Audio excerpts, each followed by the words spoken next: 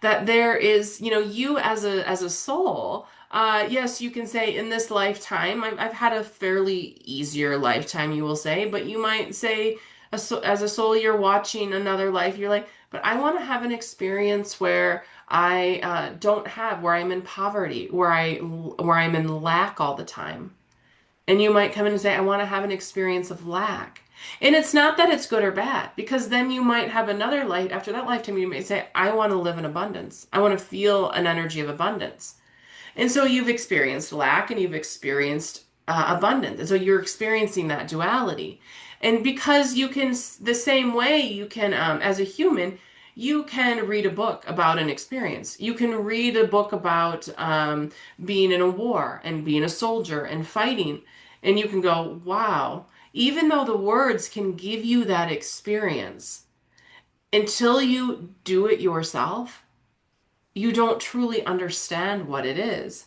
And so that is what it is that the souls want to have that experience as it is, or have that somewhat of that experience and understanding what it feels like, and know that that is what is there, and that this is the energy that is flowing through. The same way right now, the earth and societies on the earth are going through much upheaval, much shifting, much change. The old foundations are being shaken.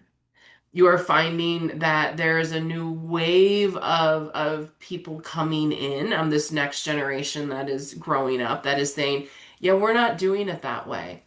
That is wanting transparency, that is wanting understanding, that is wanting to have less corruption and less shaking and falsifications of what is there, and less hiding of things.